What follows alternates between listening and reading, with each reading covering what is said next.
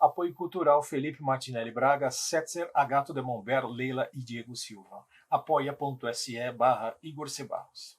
Olá, faz tempo que eu não faço vídeos gravados que não sejam com o celular, porque realmente a minha vida anda muito sem assunto e às vezes eu começo a gravar os vídeos e eu desisto só de pensar no trabalho que vai ser a mera transferência dos arquivos para o computador. Imagina a edição depois. Eu estou gravando com esta câmera que tem som mono, mas pelo menos não apresenta esse tipo de problemas quando a gente quer usar ela de transferir os arquivos. Aliás, foi com essa câmera aqui que eu gravei a maioria dos vídeos da Salt Cover que vocês acabaram, os mais recentes aí que tem participação de câmera. Bom, eu assisto um determinado canal do YouTube chamado Canal Assombrado. Não tudo, assim, eu já assisti vários dos especiais, matérias tipo as do Fantástico, só que com 30, 40, 50 minutos, apresentadas por Matheus Fornazari. E muito tempo depois eu comecei a assistir também os outros vídeos do canal,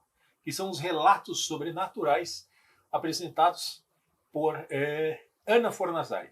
Eu já disse uma vez no meu antigo canal Real Life, C. Barros Parado é o nome atual dele, que aconteceu uma coisa sobrenatural comigo certa vez. O dia em 1995 em que eu dormi, peguei no sono e no instante seguinte eu acordei e estava de dia. No dia seguinte eu não tinha mais sono, como se eu tivesse me acordado no meio do sono. Não, a minha vida pulou daquele instante para o dia seguinte. Bom, houve algo mais que eu sinceramente não sei o que é, mas que pode ter algumas correspondências com alguns dos famosos relatos do Canal Assombrado. Eu não queria mandar isso para lá, porque isso envolve algumas coisas a mais que extrapolam a alçada do Canal Assombrado. Como assim, Gustavo Barros? Tudo começou, sério, quando eu nasci. Quando eu nasci, os meus pais frequentavam uma igreja evangélica que fica no bairro do Bom Retiro. Talvez não seja muito difícil achar que igreja é essa, porque só tem duas. Espero que hajam outras lá, né? Não é possível. A igreja foi fundada por descendentes de eslavos, russos em geral, e mais algumas outras nacionalidades, como ucranianos. Assim era o caso da nossa família, ao menos da família da minha mãe, que vem toda dessa região. Os meus antepassados, eles vêm da cidade de Rivne, que hoje está na Ucrânia. Já fez parte da Polônia. O território polonês mudava muito por causa das guerras. A Polônia sempre perdia territórios para outros países. Um negócio bem chato. Eu era criancinha de tudo e eu estava nesse local. Quando eu tinha 5 anos, a gente foi para outra igreja evangélica da cidade de São Paulo. Passaram-se os anos, a gente voltou para essa igreja, no ano de, se eu não me engano, 1986. Eu não entendia muito bem. Houve uma época que ela começou a passar por algumas dificuldades. As pessoas mais jovens, elas se foram da igreja. Ficaram os adultos, os idosos e eu e mais algumas outras crianças, muito embora eu já estava entrando na adolescência nessa época. Por ser um local de pequeno para médio porte, a gente conhecia 100% das instalações daquela igreja. Só tinha uma sala que a gente entrava pouco, com lembranças de um passado glorioso que essa igreja já passou nos anos 50, quando ela chegou a ter mais de 2.000 associados. Naquela época estava oscilando entre 500 e 600 pessoas. Hoje em dia deve ter entre 150 e 200. Eu queria ajudar. Eu queria salvar aquela igreja. Mas ninguém queria saber de ouvir o que eu tinha a dizer.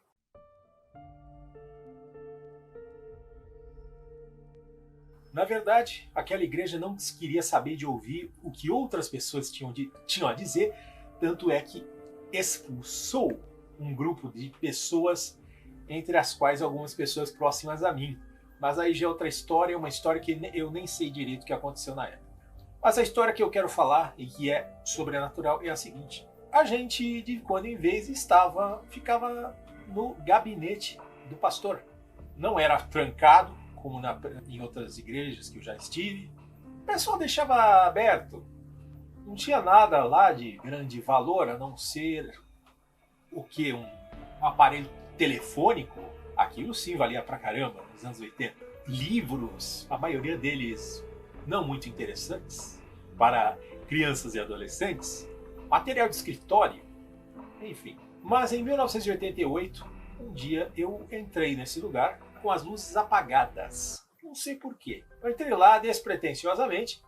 A sala estava com a porta aberta e estava com uma penumbra. Não era um breu absoluto, não. Porque tinha janelas no ambiente e as janelas deixavam entrar um pouquinho de luz da iluminação pública, das casas vizinhas, do Bom Retiro. Não estava 100% escuro, não. Estava até mais claro do que o meu quarto hoje em dia, quando eu vou dormir. Curiosamente, eu vejo uma pessoa, ou algo no formato de uma pessoa, sentado na cadeira do pastor. Eu esfrego os olhos e aquele algo continua na cadeira do pastor. E eu não entendia nada. Por que uma pessoa adulta ficaria sentada num gabinete de pastor de uma igreja com as luzes apagadas? Bom, eu gritei e saí correndo. E até hoje não tinha dito isso para ninguém. Essa igreja passaria por um declínio. Não sei se já estava passando ou se passaria depois. Pelos anos seguintes. Talvez esse local ainda existe até hoje porque a fachada dele foi tombada pelo patrimônio histórico, que é um prédio bastante antigo. Mas eu queria saber o que estava na cadeira do pastor. E alguns relatos e registros fotográficos exibidos nesse canal, Assombrado, mostram que às vezes acontece de aparecerem digamos, figuras humanoides que parecem sombras, ou uma fumaça preta.